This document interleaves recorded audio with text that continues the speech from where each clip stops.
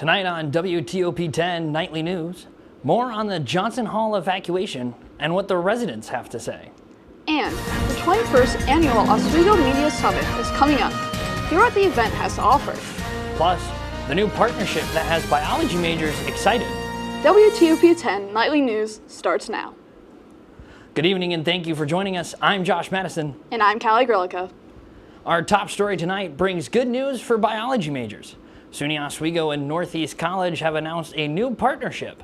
The program is designed to give students a faster, more affordable path to a Doctor of Chiropractic degree. Now, through a new articulation agreements, SUNY Oswego biology majors can choose either a 3+3 or a 4+3 track to complete their undergraduate and graduate studies. Both options provide students the opportunity to safely set criteria at Oswego, then transfer directly into the Northeast Doctor of Chiropractic program. The new agreement was signed by leaders from both institutions, and both schools have shared their excitement on the partnership.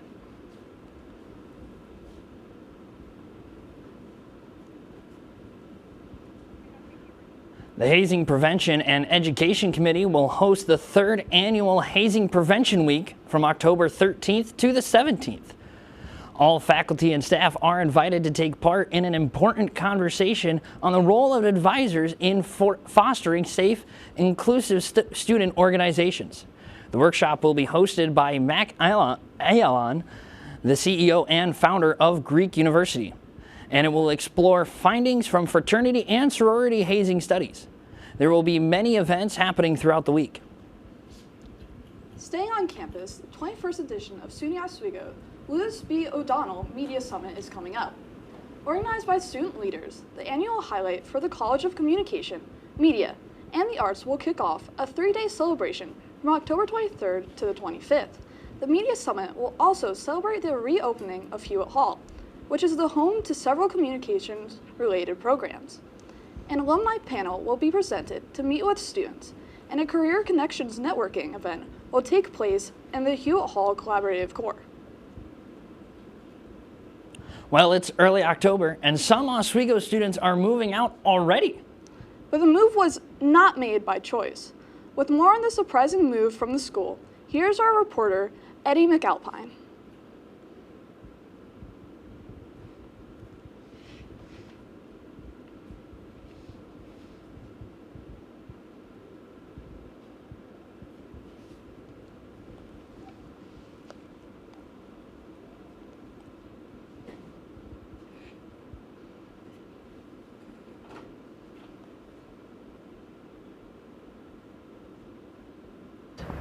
Yeah, we're moving out everything today.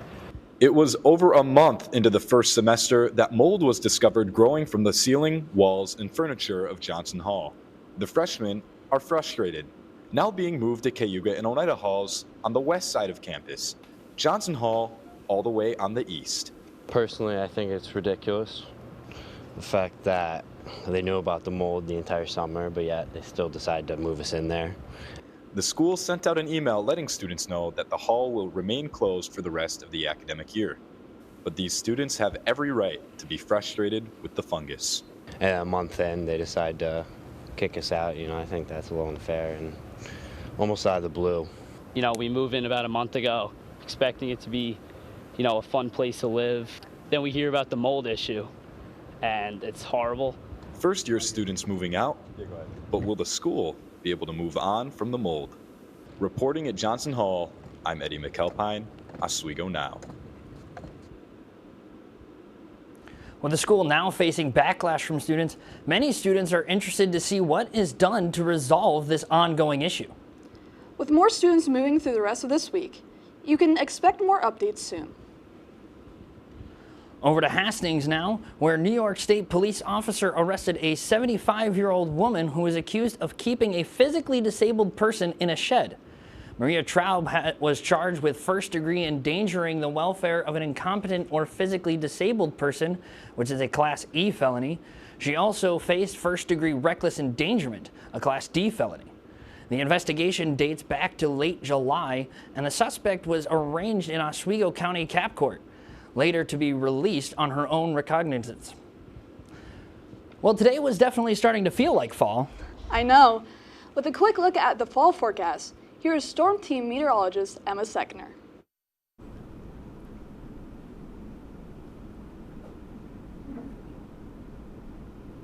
Hi, I'm Emma Seckner. Some headlines you'd expect for this week is rain is expected to come over the weekend, but we'll have a break from it for now. Some chilly days are to come and sunny skies are expected, which will make those chilly days feel a little bit better. And great news, fall is here. And back to the desk. Thanks, Emma. Still ahead tonight, a man was charged with starting the California wildfires that happened in January. Plus, how another country is trying to protect children by banning social media.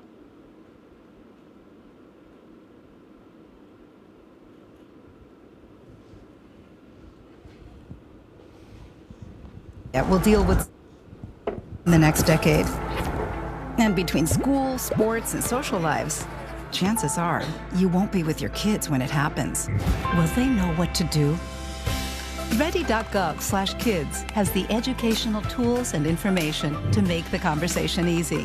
When the time comes, chances are they'll feel prepared, not scared. So talk with your family today.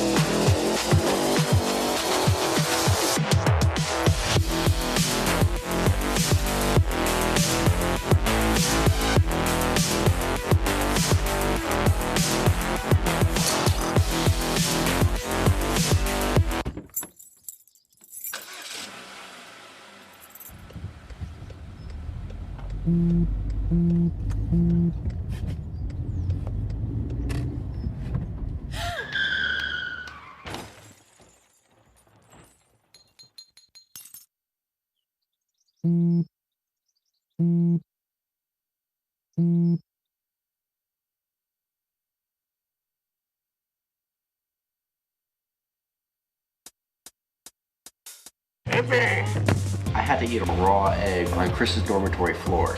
I currently don't have any federal pending charges. You know what you never did? You never walked to Walmart, Chris. That's my co-host. This is for making me eat roast Pop-Tarts. It's showtime, Chris. Come on. I want to be on the air for that. I got a couple things to say. No. Spin the wheel. Oh, you got censorship. Welcome back. Welcome back. Welcome back to...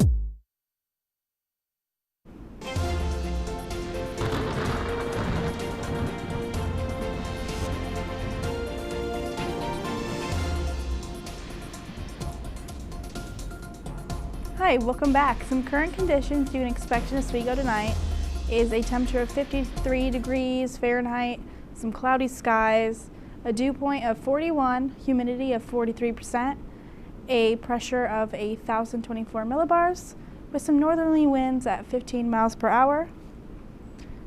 Now, for people that are going home for our beautiful fall break, Syracuse right now is 51, Cortland is 47, Rochester is going to be 49, North Zanesville's 45, Elmira is 51, and Albany is 52.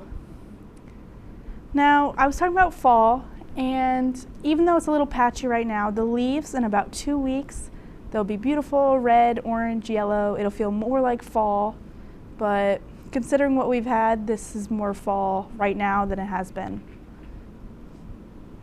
And as you can see here, some clouds that are coming in from like Canada-ish, and the rain goes away, but as you can see, it's coming back around this weekend, like Sunday night, Monday morning. The 7-day forecast for this week, starting the break off right. Thursday will be sunny and beautiful at 53 degrees with a low of 35. Friday is going to be a little warmer. Still sunny, it's going to be 64 as a high, 47 as a low. Saturday is going to be mostly sunny with a high of 68 and a low of 50. Sunday says when the rain is going to come in the afternoon, hopefully. The high will be 65, the low will be 51. Monday, we're going to get some AM showers with a high of 61, a low of 51. Tuesday is going to be mostly sunny at 62 is the high and 51 as the low. And Wednesday is going to be partly cloudy with a high of 58. And that's all for me tonight. Back to the desk. Thank you, Emma. President Trump plans to deploy National Guard troops to Chicago, accusing the local government of failing to support federal agency and also saying there needs to be more security at federal facilities. National Guard troops will be stationed in Illinois, but not for law enforcement duties themselves. They are there to protect immigration officers. Trump also made comments calling Chicago a war zone and suggests that the Illinois governor and Chicago mayor should be put in jail for, quote, failing to protect ICE officers. It's day 8 of the government shutdown, and President Donald Trump is threatening to make the impact permanent. He continues to call for mass layoffs and suggests he may withhold back pay from some federal employees when the shutdown ends. Reporter Julia Benbrook has more. To see some government workers furloughed during a government shutdown, the White House is looking to make the impact of this lapse in funding more permanent. The threat of mass firings looms large, and while speaking in the Oval Office this week, President Donald Trump said that he would soon announce which government programs he intends to eliminate amid the funding standoff. He also said he is considering not giving back pay to all federal employees once the government shutdown ends. In his remarks, Trump offered no clarity about which workers he might not protect, but added there are, quote, some people that really don't deserve to be taken care of.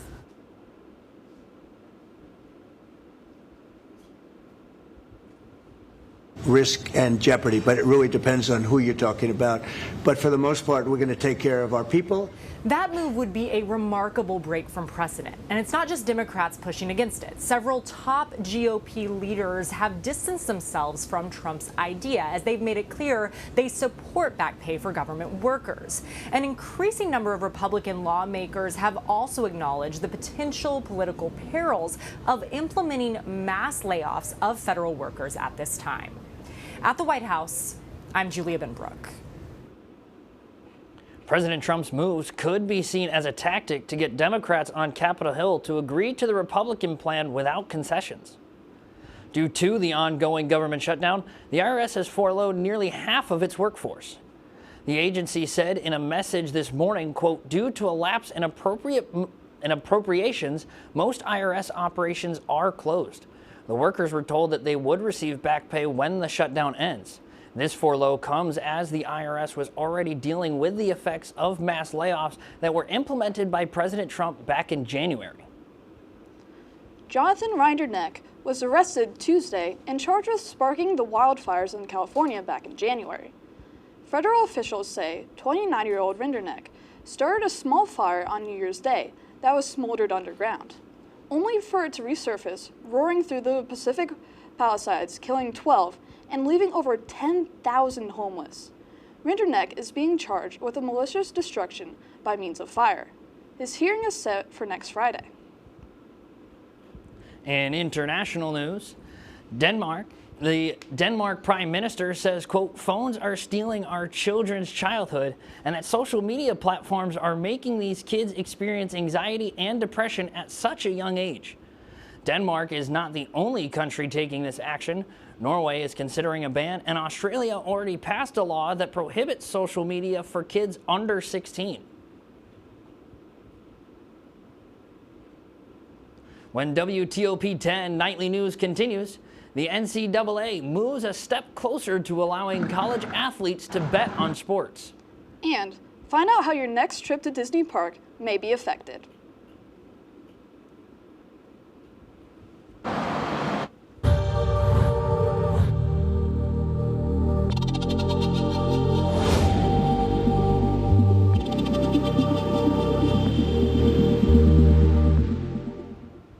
Say, President Stanley, whenever there's bad weather, who would you turn to? I'd turn to Storm Team 10. No, but you've got to say it like this. Storm Team 10. Say it with me. Storm Team 10.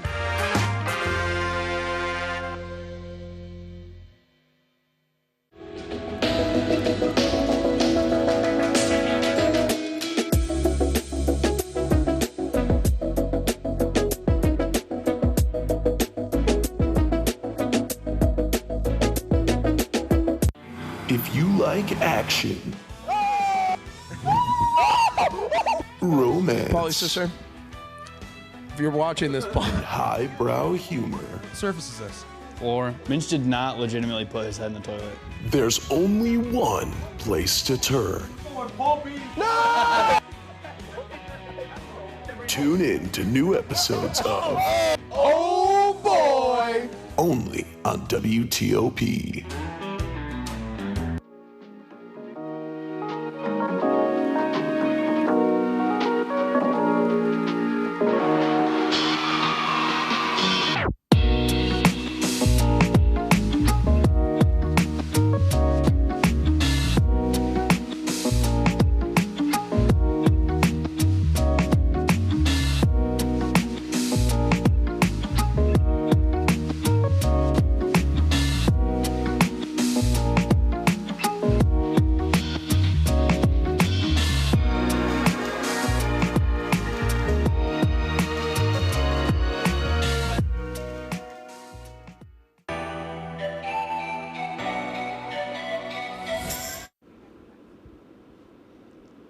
Welcome back to WTOP-10 Nightly News. In consumer news, a marine park is threatening to euthanize 30 whales if they do not receive proper financial support. Marineland stated the park is in a critical financial state and did not have the resources to properly care for the whales. If the federal government could not give the park more funding, they say they will have to make a devastating decision. The warning was issued after the request to transfer the whales to a theme park in China was denied. If you're looking to visit the most magical place on Earth, you might be surprised to see the ticket prices.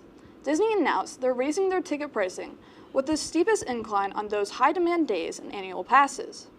Disney made sure to note that this was a 3% or less increase, the smallest in years. They also noted that their lowest tier day pass remains unchanged at $104. The increase also may affect Disney Resort pricing.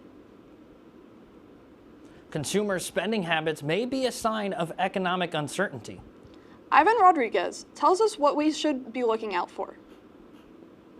By traditional measures, the U.S. economy, even with its sticky inflation and softening labor market, is stable. They're not great. They could definitely be better.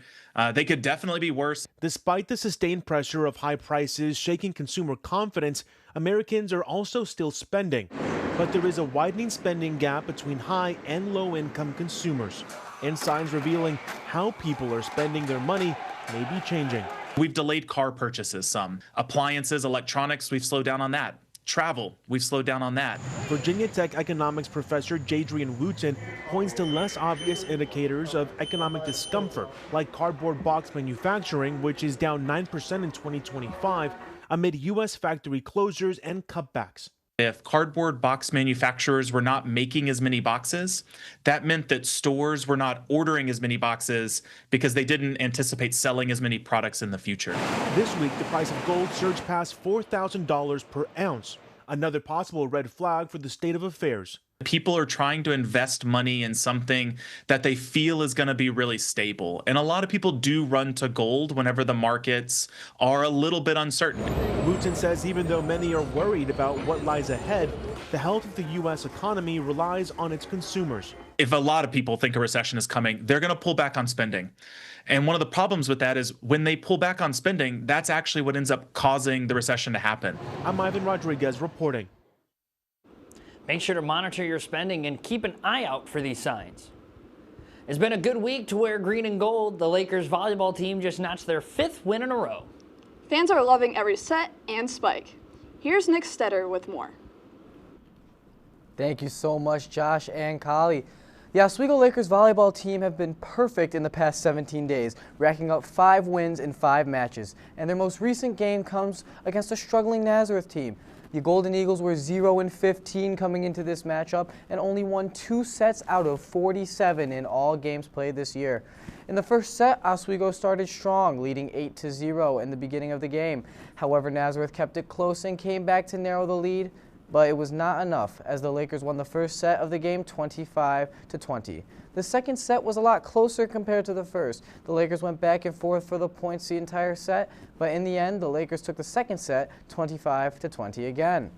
Nazareth were not out of it yet, as they tried to shift the momentum in their hands in the third set, making it the closest one of the night, but the Lakers continued their excellent play and ended the third set and the game with a score of 25-23, and the game ended in favor of the Oswego Lakers 3-0. And key performers for the Lakers included Priscilla McReynolds with 11 kills and Elena Dudzinski with 8 kills and 3 blocks. The Lakers will travel to Plattsburgh for their next game this Friday at 6. Coming up, hear about a pair of Oswego soccer results and an update on the MLB coverage and more with Cameron Carvalho. Stay tuned to WTOP Nightly News. If you like action, romance, If you're watching this, and highbrow humor, Surface is this. Floor. Minch did not legitimately put his head in the toilet. there's only one place to turn. No! Tune in to new episodes of Oh boy! only on WTOP. Look at the number of disasters in the U.S. Chances are every area will deal with some kind of emergency in the next decade.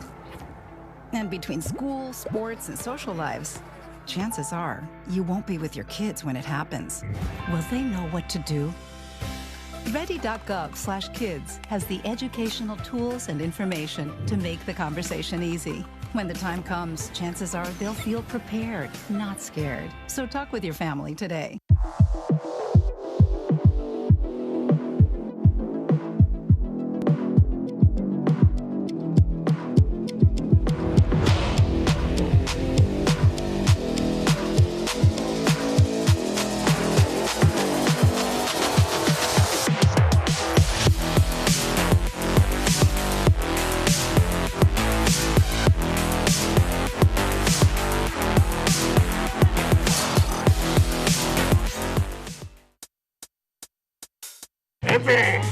I had to eat a raw egg on Chris's dormitory floor. I currently don't have any federal pending charges. You know what you never did? You never walked to Walmart, Chris. That's my co-host. This is for making me eat roast Pop-Tarts. It's showtime, Crits. Come on. I want to be on the air for that. I got a couple things to say. No. Spin the wheel. You got censorship. Welcome back. Welcome back. Welcome back to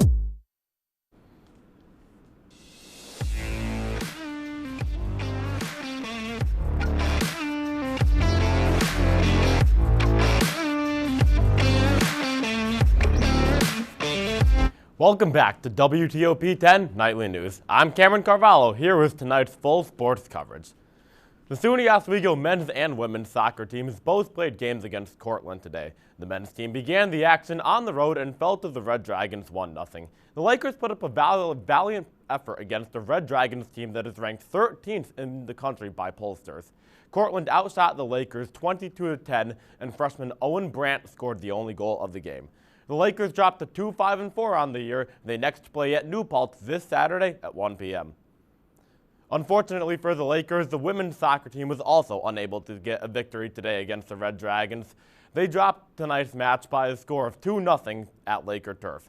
The teams were level from the standpoint of total shots, but it was a 20-plus yard screamer from Julia DeTurth and a penalty kick from KDDM that sealed the Lakers' fate. The Lakers dropped to 5-4-2 on the year. They next play also at home against New Paltz this Saturday at noon. Week 6 of the NFL season kicks off tomorrow with the Philadelphia Eagles traveling to the Meadowlands to face the New York Giants. The defending Super Bowl champions suffered their first defeat last week against the Denver Broncos in an extraordinary collapse where the Eagles had 4 consecutive second-half punts and Saquon Barkley carried the ball only 6 times. The team will be missing standout left guard Landon Dickerson, although they might get linebacker Nakobe Dean back for the first time since January. On the other hand, the Giants will be trying to rebound from last week's self-implosion against the previously winless Saints, in which the team turned over the ball 6 consecutive times to end the game in a 26-14 loss. The Eagles are favored by 7.5 points, and the over-under is at 39.5. The MLB divisional playoffs are also in full swing with all 4 intense series playing today. Today, the Detroit Tigers toppled the Seattle Mariners 9-3 to level the series at 2-2. The Cubs won against the Brewers by a score of 4-3. Milwaukee leads that series 2-1. The Philadelphia Phillies have a winner-go-home situation tonight against the Los Angeles Dodgers. That one just started in LA. And, of course, the New York Yankees are going up against the top-seeded Toronto Blue Jays. Let's get into that one, how that one went down last night at Yankee Stadium.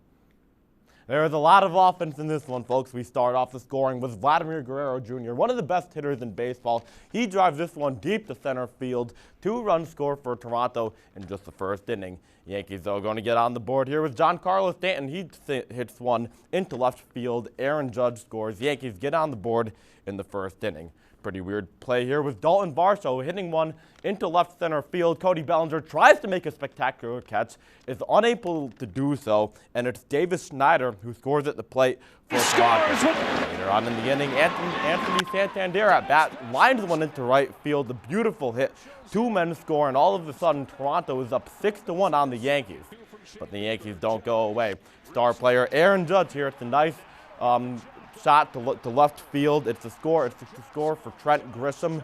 Yankees with 3 runs now on the board. And Aaron Judge again, 2 men on base. He lines one all the way to left field. Is it fair or is it foul? Incredibly, it bounces off the foul pole into fair play. Yankees level at 6.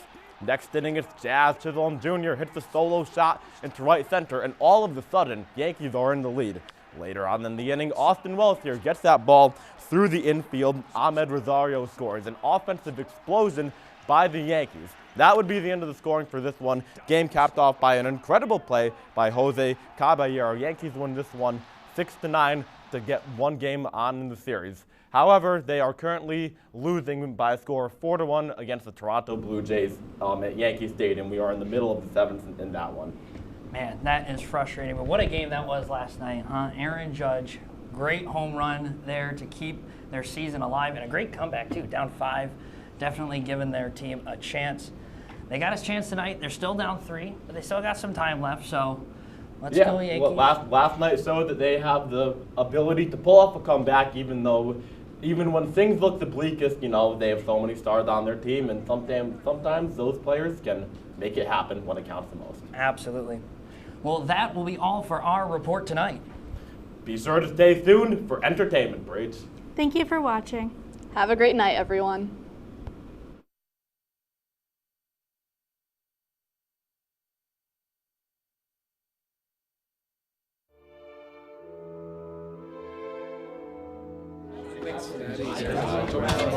Get rid of all the questions.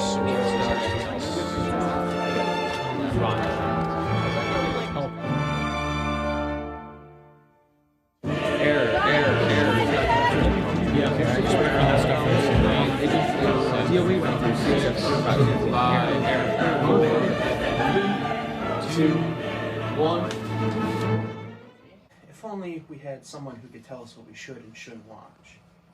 Well, do we have a show for you? Who are you? What are you doing in my bed? On Be Kind and Rewind, we will go through and review all your favorite movie franchises. And tell you which ones you should and shouldn't watch from the perspective of normal movie fans. Well, be sure to check out Be Kind and Rewind on WTOP-10.